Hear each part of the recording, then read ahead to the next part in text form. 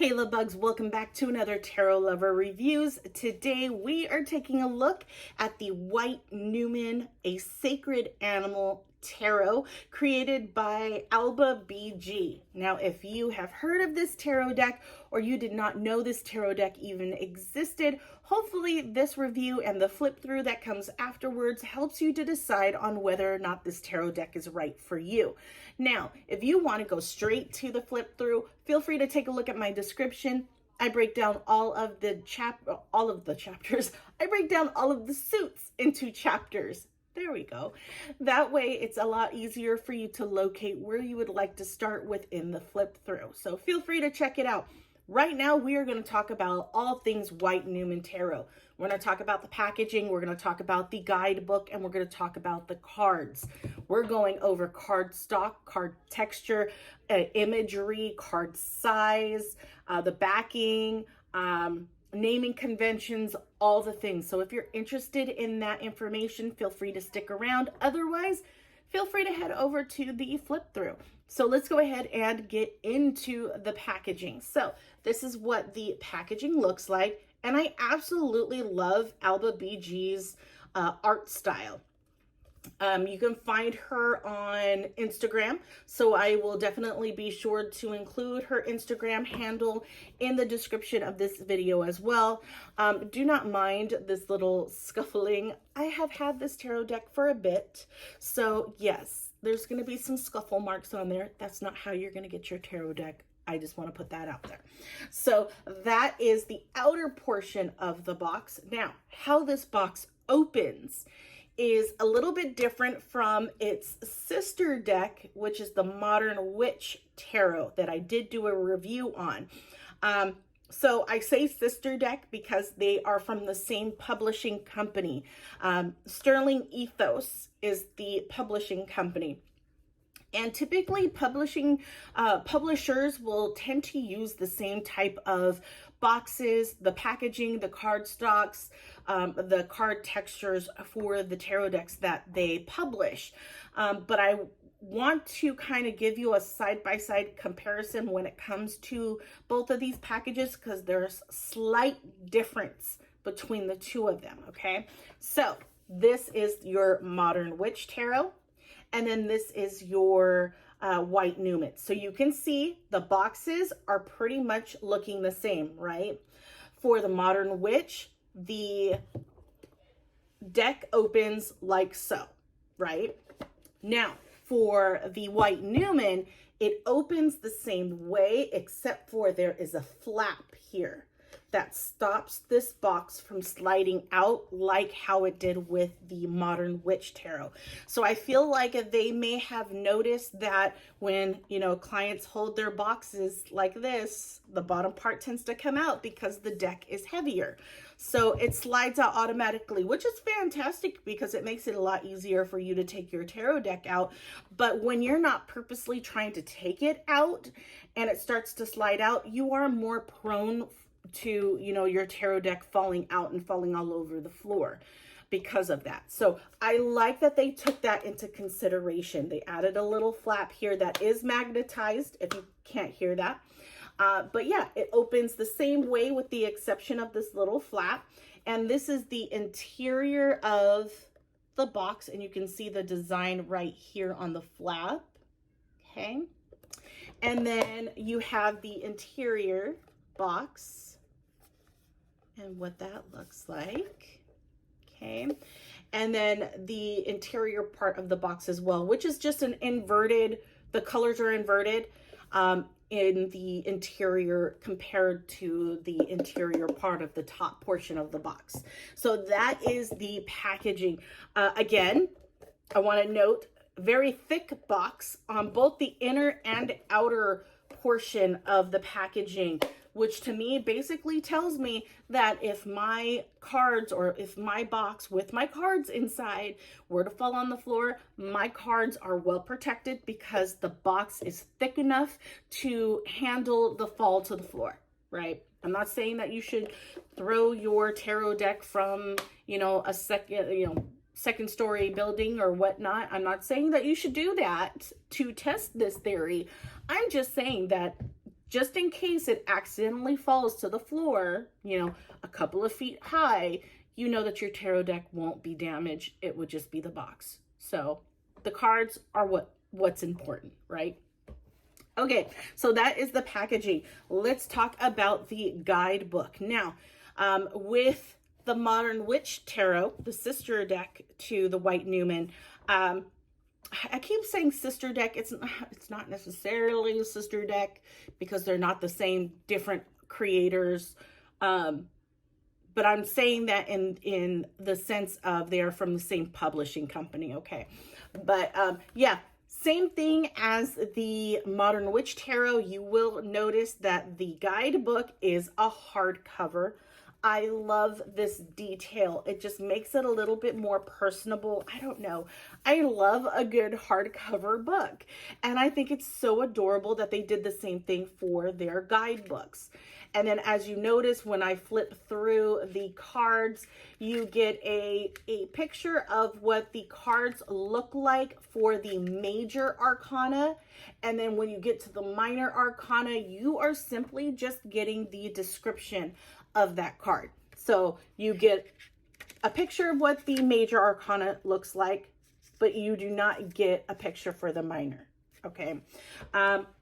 Major arcana works the same way as the minor as far as the descriptions. You get a description, but it's not in the terms of, you know, how you would describe that card. So the way that they describe, or the way that the description is worded, it's worded in a way that is relevant to what you are seeing on the cards.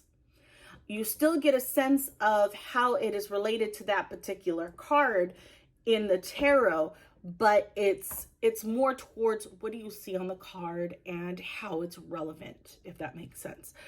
You do not get like an upright and reversal keywords or anything like that for any of the cards. But you do receive a tarot spread. And I think you have, yeah, you have several tarot spreads. So you have a few pages of tarot spreads in here, okay, that you can utilize that is themed to this tarot deck, which I appreciate, okay? And can we just say, I love this color. I love the color that they chose for the book. But yeah, so that is the guidebook. Now, I do want to get into the cards and explain some of the cards here. So before I get into, I want to go straight into the imagery on the cards, but I need to back up a second, okay? So let's go ahead and just start with the card itself. So this is what the back of the card looks like. Okay. And these are glossy. This is a glossy cardstock. The cardstock, so similar to your Modern Witch Tarot. The cardstock is exactly the same, if not a little bit thinner than the Modern Witch Tarot. Because I feel like the Modern Witch Tarot is a little too thick to where you can't really bend them. And if you try to bend them to do that poker shuffle, you're prone to having your cards warp and stay that way pretty early on after you purchase them. So with this particular, with the White Numen, the cardstock is a little bit thinner. So it's a little bit more flexible. You still have that stability within the cards. So I like that. I like that it's thicker, but I mean, this one's a little too thick for my liking. Same thing with the Modern Witch Tarot. The cardstock is a little too thick. It puts a strain on, I'm dropping the cards. It puts a strain on trying to shuffle. And I know that you don't necessarily have to shuffle that one particular way. You know what I mean? You don't have to do that poker style shuffle. You can just do the under over style that a lot of tarot readers will do.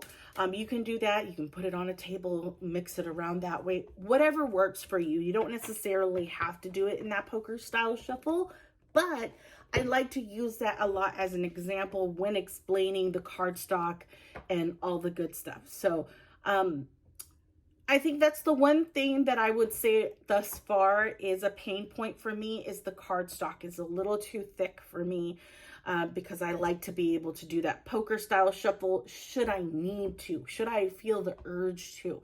I don't have to do it, but I like to do it.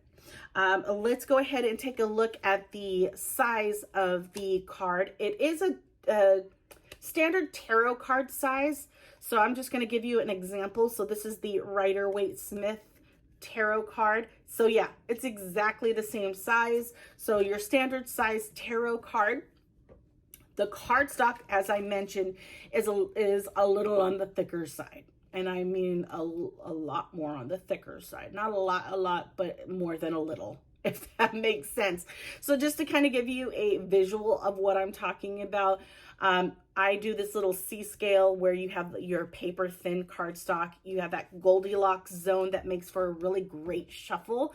And then you have the really thick cardstock that makes it very hard to bend. Now, obviously, this does not fall into that category because I can bend it like this. There are some tarot decks that I have, I cannot do that. I have to put a lot of pressure, and I don't want to do that in that case. But yeah, definitely not paper thin and definitely not super thick. So kind of using the Goldilocks zone as an example, you kind of dip in a lot into the thicker side. Like, again, it's not super thick to where I can't bend it, because I can bend it. It's just very much into the thicker side of the cardstock. So hopefully that helps in some way to kind of explain it. And yeah, my card's already starting to bend because I keep doing that. But yeah, so there is that. Now, let's talk about, we talked about cardstock, the texture, the backings. Let's talk about the imagery and the naming convention in regards to this tarot deck. So let's start with the naming convention. Naming convention with each of the cards, I compare it to the Rider-Waite-Smith tarot deck. The reason why I do that is because a lot of the guidebooks that are out there that are available for purchase are based off of the imagery and naming convention of the Rider-Waite-Smith tarot deck. A lot of the other tarot decks out there, the imagery tends to pull from the Rider-Waite-Smith. So I like to use a lot of comparing with the Rider-Waite-Smith tarot deck, okay? So in regards to the naming convention, they are the same. Okay, major arcana, it's the same naming convention. The minor arcana, it is the same naming convention. So you have pentacles, wands, cups, and swords.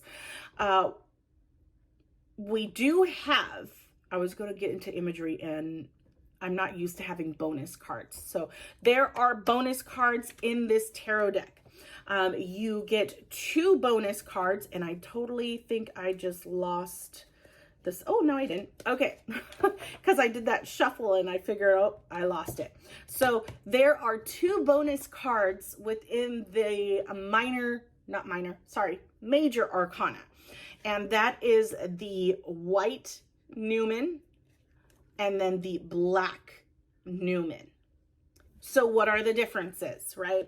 So I have the book opened to these 2 particular cards, and the black Numen stands for the void, pending loss, corrosion, right? The white Numen stands for creation, starting point, divine inspiration, right? So it's basically the light and dark of things, creation and destruction, right? So that is your 2 bonus cards in this particular deck. Now, I will say, as far as the imagery on the cards, you do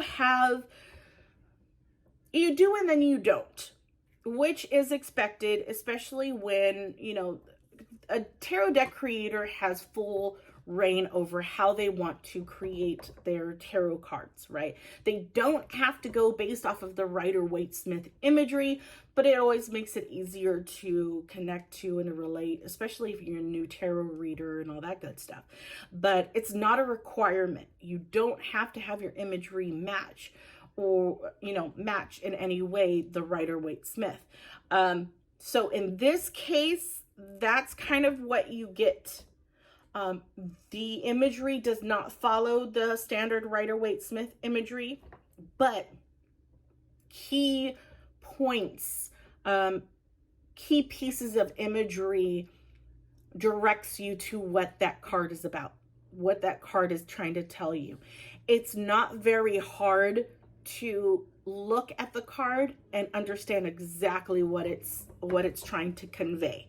So the imagery is perfect, and the imagery is in her style, and it works. So I love that. It is different and it works. So the imagery wise, definitely not Rider-Waite-Smith, not the same type of imagery as the Rider-Waite-Smith. It is in their own interpretation for each of the cards, which is totally fine with me. I will note that you can see in the color selection of specifically the minor arcana that there's the element behind it. So with Pentacles, you have that green tone. With the Wands, you have that fire red tone. With the Swords, you have that gray air, kind of cloudy tone. And then for the Cups, you have that blue tone. So I love that. It definitely helps to create that vibe for each of the suits. So yeah, I think the only pain point that I have with this tarot deck has nothing to do with the imagery. Okay, I will say that first and foremost. Has nothing to do with the imagery and has everything to do with the cardstock and the texture. When it comes to me, okay, people might like glossy cards. People might like really thick cards. I like thick cards. I just don't like super thick cards to where it's very hard for me to shuffle. And I don't really like glossy cards because I don't like how they slip all over the place when I'm trying to shuffle my cards. But I know that there are powders out there that you can put onto your cards to help alleviate the slipperiness to the cards. I just have not gone out to get it. So that is a me thing, not the tarot deck thing. Okay. So imagery wise, it is absolutely gorgeous. I love Alba BG's art style. I follow them on Instagram. I just love how they create. It's a beautiful thing. And yeah, so I hope this review has helped you in some way. If it has, give it a like. Take a look at my channel and see if there are any other tarot reviews that I've done on decks you might be interested in. If I have not done one, leave me a comment and let me know what tarot deck you are interested in me doing a review on. I will check to see if I don't already have the tarot deck because I have a lot to go through, people. So if I do have it, I will definitely make it an effort to make a review on it as soon as possible. If I don't have it, you just gave me a reason to purchase another tarot deck for my collection. So let me know if there is one that you are interested in and I'll look into it. But without further ado, here is the flip through and I will talk to you guys later. Bye, guys.